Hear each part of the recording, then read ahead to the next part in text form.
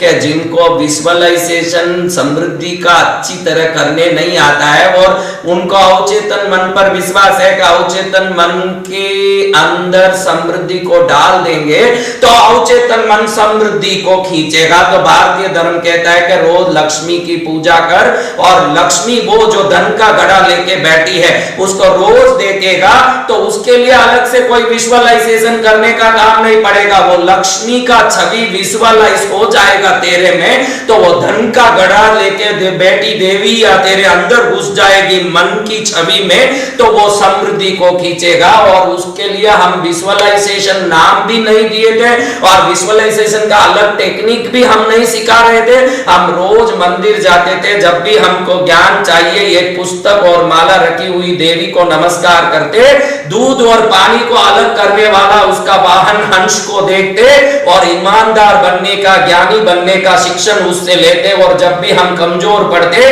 तो तलवार, गदा, चक्र, शंख ली हुई भगवती जगदंबिका के चरण में जाते और वो चक्र, शंख, गदा, पद्म से हम शौर्य प्रकट करने वाली उस शक्ति की ऊर्जा को अंदर लेते।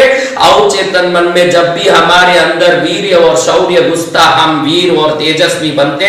आपने देखा कि भाई छत्रपति शिवाजी जो युग पुरुष हुए हैं वो जब भी युद्ध में जाने के पहले तुलजा भवानी के चरण में नमस्कार करने के बाद ही युद्ध में प्रस्थान करते थे और लोगों को लगता था कि कुलदेवी के चरण में गए छत्रपति का सदा विजय निश्चित है, क्योंकि छत्रपति मात्र किसी देवी की प्रतिमा को नमस्कार नहीं गए थे, उस देवी का वीर्य, शौर्य, बल, पराक्रम को अपने अंदर लेने गए थे। वो हमारा भारतीय विजुअलाइजेशन है जिसको हम अंदर ग्रहण करते थे। आप ध्यान रखिएगा, पाश्चात्य जगत के जितने लोगों के बारे में आज की युवा पीढ़ी मुझे पूछती है कि बिल गेट्स ने कौन सा लक्ष्मी की साधना किया, किसने कौन सा बड़ा, सरस्वती का, आइंस्टीन ने, एडिसन ने, न्यूटन ने साधना किया, वो बड़े ज्ञानी हो गए। वैसे ज्ञानी तो कल ही मैंने प्रवचन में बताया कि शून्य का आविष्कार हमने किया है महाराज। भृगु संहिता पढ़ो, जितने सारे चीजें मिलेगी आपको। आप रावण संहिता पढ़ो, पुष्प विमान बनाने तक के विधि विधान कई पुस्तकों में मिलता, आप उसको पढ़ो। आप पढ़ोगे तो देखोगे कि फ्लाइट उड़ने के तरीके से लेके उसके पहिए बनाने के तरीके तक आपको भारत के ग्रंथों में आपको बता देता हूं। पशु पक्षियों के जैसे हम लकड़ियों के यंत्र बना के उसमें उड़ाते थे। आज भी ऐसे पुस्तक बता दूं, मेरे पास पूरा पुस्तक का भंडार है, खजाना। आपको किसी को देखना होता आप तमिलनाडु कृष्णगिरी पहुंच जाएं, आप देख सकते हैं कि लकड़ियों में बनी हुई पक्षियों के यंत्र को उड़ाने का विधि और उसका पूरा जानकारी पुराने हमारे ये ताड़पत्रियों में मिलते हैं। कई सारे चीजें मिलती है जिसको हमने भी किया। पैसे वाले हमारे में कोई कमी नहीं थे, बड़े बड़े ऐसे पैसे वाले हुए। आप कोई बुद्ध ग्रंथ उठा के पढ़ोगे तो बुद्ध भगवान जहां गए थे उस जमीन को कोई खरीदने गया था तो उस जमीन पर जितना जमीन है उतना सोना बिचारा तो ही मैं वो जमीन दूंगा, ऐसा उस जमीन के मालिक ने बोला।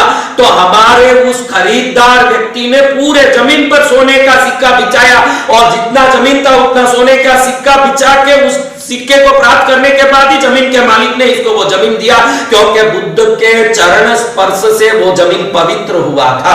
तो उस जमीन को लेने के लिए किसी ने सोने की सिक्का बिछा दी, जो कोसों बड़ी जमीन थी जिसको सोने के सिक्का बिछा के खरीदने वाले लोग भारत में थे। और आज भी बड़े बड़े अंबानी यहाँ भारत में बैठे हैं, तो आप किसका नाम लेते बैठे हो भाई? ऐसे जो पैसे वाले ऐसे लोग तो बहुत है।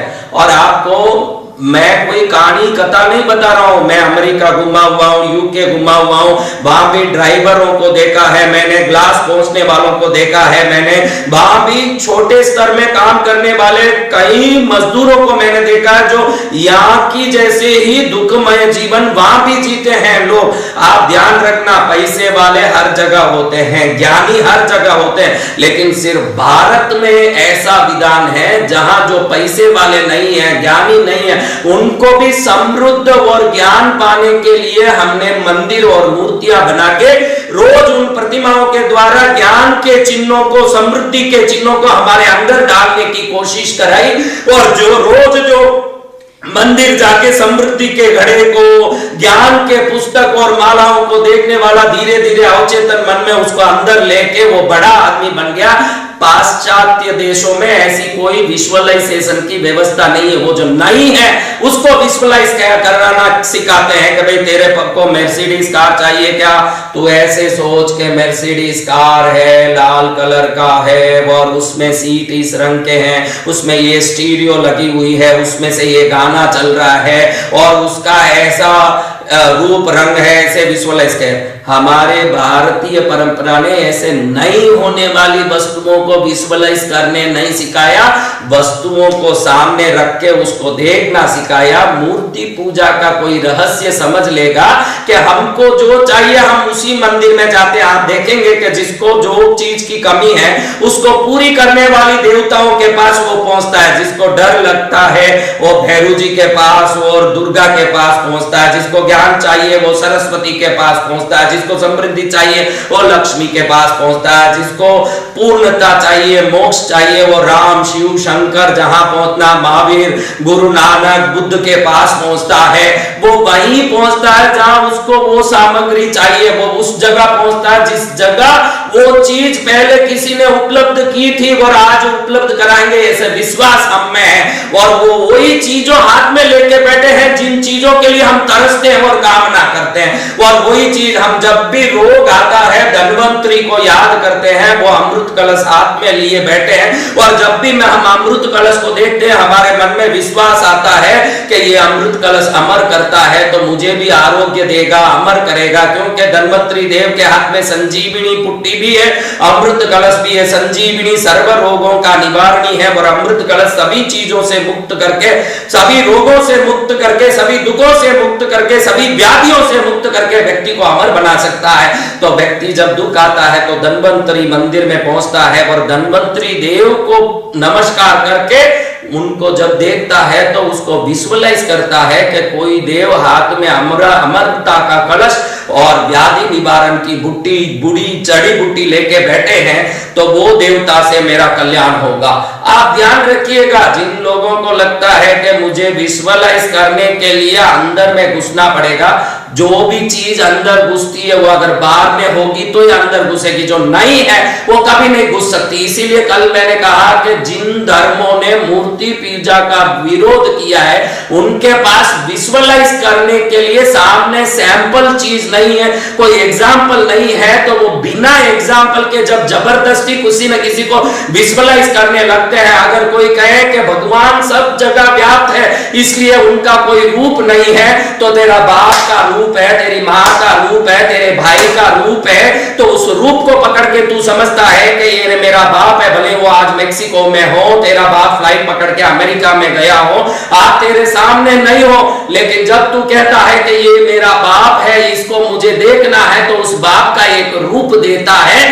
तो ईश्वर जो सर्वत्र व्याप्त है, जो अनंत है, अरूप है, उनको एक रूप देके विजुअलाइज कराने की अगर कोई ताकत इस संसार में प्रकट हुई तो वो भारतीय संस्कृति में प्रकट हुई। क्योंकि बिना कोई विजुअलाइजेशन, मेरा एक बेटा है उसका रूप नहीं है भाई, लेकिन मेरा बेटा है, मेरा एक बाप है उसका रूप नहीं है लेकिन मेरा बाप है, अगर ऐसा कोई कहता हो तो वही व्यक्ति कह सकता है मेरा एक भगवान है लेकिन उसका कोई रूप नहीं है लेकिन मेरा भगवान है। मेरे को उन मूर्खों पर हंसी आती है जिसको ऐसे लगता है कि सर्वव्यापी ऊर्जा भगवान है।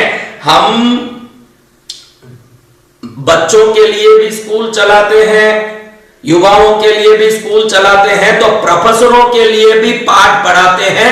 ये विश्व का एक प्रणाली रहा है।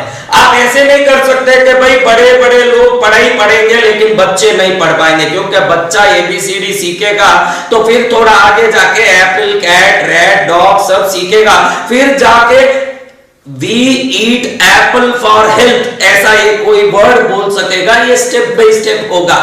अरूपी भगवान को रूप में जानना, रूपी भगवान को स्वयं में जानना, स्वयं में आए हुए भगवान को परम व्यापित सर्वशक्ति मानना, ऐसे बाल पाठ से पूर्ण पाठ तक ले जाने वाली भारतीय संस्कृति को अगर कोई ढंग से समझ लेगा तो वो समझ लेगा कि हमने कभी भगवान की सर्वव्यापिता का मना नहीं किया है। हम ऐसे नहीं बोल रहे कि भगवान सर्वव्यापी नहीं है।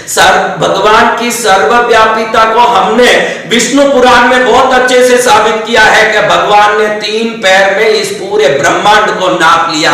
सर्वव्यापी जो नहीं हो, सर्वव्यापी होने की शक्ति नहीं प्राप्त करता हो, वो एक पैर में पृथ्वी को, दूसरे पैर में आकाश को, तीसरे पैर को मां बलि के सिर पर नहीं रख सकता। मेरे भगवान सर्वव्यापी तो हैं, लेकिन जब तक मैं बच्चा हूं, इस संसार में सफलता पाना चाहता हूं, जब तक मुझे सफलता पाने की ललक है, और वो सफलता को पाने के लिए मुझे विजुअलाइज करना बहुत जरूरी है कि मुझे अवचेतन मन में जब तक समृद्धि नहीं घुसाया जाएगा, जब तक मेरे जीवन में समृद्धि नहीं आएगी, मेरे अवचेतन मन में जब तक ज्ञान नहीं घुसेगा, मेरे अंदर ज्ञान नहीं आएगी। अगर ऐसी बात है तो वो समृद्धि को, वो ज्ञान को, वो वीर्य शौर्य को, वो आरोग्य को, वो मोक्ष को, तक को हमारे अंदर लाने के लिए हमने मूर्तियां बनाई और उन मूर्तियों को बड़े बड़े मंदिरों में स्थापित किया। उन मंदिरों की बृहत्ता और विराटता से हम ईश्वर की विराटता और बृहत्ता को निरूपित किया, और उसके अंदर रहे हुए परमात्मा को जब तक संसारिक सफलता से लेके धार्मिक सफलता तक और आत्मिक सफलता तक जाना था, तब तक विजुअलाइज किया। जब हम वर्णाश्रमों के अंतिम छोर पर पहुंच करके वानप्रस्थ में पहुंचे, तब हम पूर्ण रूप से उस ईश्वर को सर्वव्यापी माना, जहां सब कुछ छोड़ दिया। जो बच्चा कहेगा कि अब मैं छोटा तो हूं, 3 महीने का तो हूं, लेकिन दाल बाटी खाऊंगा, तो 3 महीने के बच्चे के लिए दाल बाटी बेहजमी करेगी, और जब बड़ा होगा तो बिन मांगे ही मां उसको दाल बाटी खिलाएगी। तो हमारे धर्म ने क्रम से सिखाया है सफल होना। वो सफलता पहले व्यवहारिक सफलता, व्यापारिक सफलता और जीवन सफलता बनके अंत में आत्म सफलता तक पहुंच जाए। इस प्रकार का जो भारतीय धर्म का क्रम है, इस क्रम को नहीं जाने हुए सीधा जो जंप मारते हैं कि भगवान का कोई रूप नहीं है, भगवान सर्वव्यापी है। भाई जो सर्वव्यापी है, सर्वशक्तिमान है, जिसको तुम बोलते हो भाई सर्वशक्तिमान, सर्वशक्तिमान शब्द में एक रहस्य छुपा है। मैं आज अच्छे से चेतावनी दे दो, सर्वशक्तिमान शब्द में एक शब्द छुपा है। अगर वो थोड़ा कमजोर शक्तिमान हो तभी वो कोई रूप लेके नहीं आ पाएगा। उसमें अगर आप उसको सर्वशक्तिमान बोलते हो तो उसमें रूप लेने की भी एक शक्ति होनी चाहिए, वो तभी सर्वशक्तिमान होता है। यानी भगवान अपूर्ण शक्तिमान है, तब वो व्यापी है, अरूपी है, लेकिन रूप नहीं ले सकता। ऐसा हो सकता है जो सर्वशक्ति का अर्थ है वो अरूपी होके भी रूप लेने की ताकत रखता हो, फिर तो वो सर्वशक्तिमान हो गया। और जो सर्वशक्तिमान नहीं हो वो आदमी फिर तो बेचारा खाली हवा में रहेगा, धुआं में रहेगा, लेकिन दिखेगा नहीं, क्योंकि बेचारे में शक्ति नहीं है। और जो लोग कहते हैं कि हमारे भगवान सर्वशक्तिमान भी है लेकिन रूप नहीं ले सकते, थोड़ा अच्छे से विचार करना चाहिए कि अगर कोई सर्वशक्तिमान है तो उसमें एक शक्ति है जो अरूपी को रूपी बन लेना है, और वो रूपी बनने की ताकत जिसमें नहीं है वो सर्वशक्तिमान नहीं है। जो लोग मूर्ति पूजा को नहीं मानते हैं और मूर्ति पूजा के तत्व को नहीं मानते हैं, उनको कहना चाहिए हमारे भगवान अधूरे शक्तिमान है महाराज, क्योंकि वो रूप नहीं ले सकते। सर्वशक्ति तो कोई भी तरह की शक्ति होगी, उसमें एक भी शक्ति घटेगी तो वो सर्वशक्तिमान कैसे हुए महाराज? मेरे को तो ये बड़ा आश्चर्य लगता है कि हमारे भगवान सर्वशक्तिमान है, लेकिन दिखते नहीं है, सब जगह रहते हैं। सब जगह तो हमारे गैस के चूल्हे का धुआं भी रहता है, उसका क्या करें भाई? हम उसका नहीं बोल सकते। सर्वशक्तिमान वो है जो हमारे लिए मां बनके, यशोदा बनके हमको मक्खन भी खिलाएगा। सर्वशक्तिमान वो है जो हमारे लिए सखा बनके, कृष्ण बनके अर्जुन को उपदेश भी देगा। सर्वशक्तिमान वो है हमारे लिए जो मीरा बनके भजन भी करेगा। वो सर्वशक्तिमान ईश्वर, उस व्यापी को हम नमस्कार करते हैं, जिससे हम विजुअलाइजेशन की टेक्निक को पक्के से समझते हैं। और जिसने ये पक्के से समझ लिया वो मानता है कि मुझे पैसा देके कहीं वर्कशॉप में जाने की जरूरत नहीं है। सुबह उठ के मेरे राम के मंदिर जाऊं, मेरे पार्श्वनाथ के मंदिर जाऊं, मेरे नानक जी के द्वार में जाऊं, और मैं बुद्ध के कोई भी मठ में जाऊं, जहां जाता हूं तो मैं विजुअलाइज करता हूं उनके ज्ञान को, उनकी शक्ति को, उनकी असीमित ऊर्जा को, उनकी सिद्धियों को। और जब भी उसको मैं देखता हूं, निरंतर मेरे अवचेतन मन में उनकी शक्ति, सिद्धि, ज्ञान, समृद्धि, ताकत, जिनके एक इशारे पर राजा नाचते थे वो भगवान महावीर, जिनके एक इशारे पर दुनिया कदम छूती थी वो बुद्ध, जिनके एक इशारे पर पूरे संसार ने अपने सिर पर सापा पहन लिया वो सिख समाज, जिनके इशारे पर दुनिया जय श्री राम कहती है, वो हमारी सनातन समाज। ये सभी समाज वो है जहां जाकर के हम अपने जीवन की सभी सफलताओं को अवचेतन में धारण करते हैं। उसके लिए no workshop, no money spending, only enjoying every success with our blind following. मैं वापस कहता हूं कि आप विश्वास से इस धर्म का अगर अनुसरण कर लोगे, ये धर्म नहीं है, वो पुष्प विमान है जो रावण को लंका तक उड़ाती थी, आपको आकाश की अंतिम चौड़ाई तक उड़ा देगी और आप सफलता की उस ऊंचाइयों तक पहुंच जाओगे। इस विश्वास नाम के पुष्प विमान पर बैठ के आप कल्पना तक नहीं करोगे। आप सोचोगे कि मैं अंबानी बनूं, क्या अदानी बनूं, क्या आपको बता दूं कि करोड़ अंबानी बनाने की ताकत विश्वास में है। और वो विश्वास को बिना मेहनत अगर पाना है, उस सफलता को बिना मेहनत अगर पाना है, तो वो शक्ति भारतीय समाज संस्कृति में है, भारतीय दर्शन में है, भारतीय क्रियाओं में है। उसको पालो तो आपका जीवन निरंतर सफल होगा और आप सफलता की उस सीमा में पहुंचो। ये मैं चाहता हूं, आपका परिवार वाले चाहते हैं। भगवान विवेकानंद कहते हैं, उठो रुको मत, जब तक आपका अंतिम लक्ष्य तक नहीं पहुंचो, जब तक थको हारो मत। मैं भी आपको यह कहना चाहता हूं कि आप थको मत, हारो मत और चलते रहो इस भारतीय संस्कृति रूपी लाठी को पकड़ के। उस पार आपके ऋषि मुनि हैं, इस पार आप हो, बीच में ये संस्कृति रूपी लाठी है। अंधा भी पार हो जाता है महाराज, तो भगवान ने अपने को तो 2 आंख दिया है। अब बचा क्या महाराज? बचा इतना ही है कि तीसरा आंख खोलना है। तीसरा आंख तभी खुलेगा जब ब्लाइंड फॉलोइंग होगा।